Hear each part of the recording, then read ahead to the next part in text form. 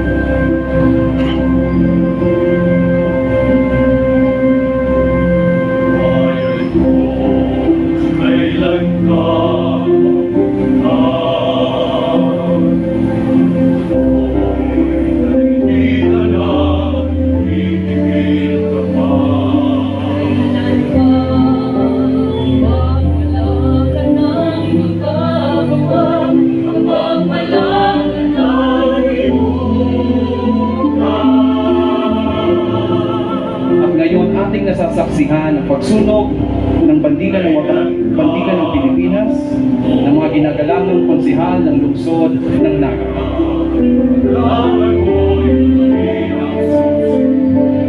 Inaanyayahan namin ang representante mula sa Pambansang Komisyon sa Kasaysayan ng Pilipinas,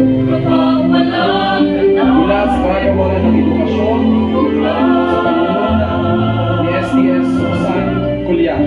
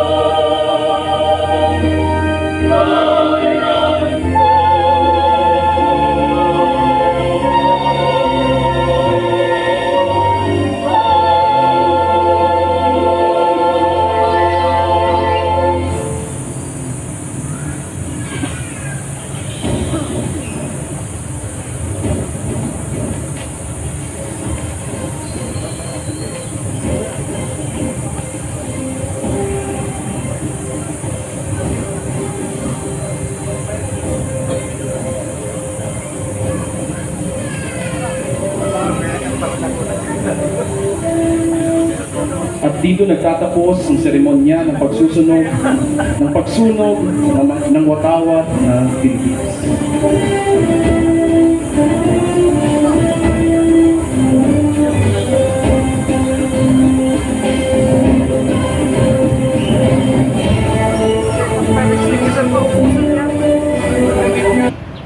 At ngayon, mangyaring magsitayo ang lahat upang tanda ng pagbigay galang sa pagsusunog ng ating watawat ng Pilipinas.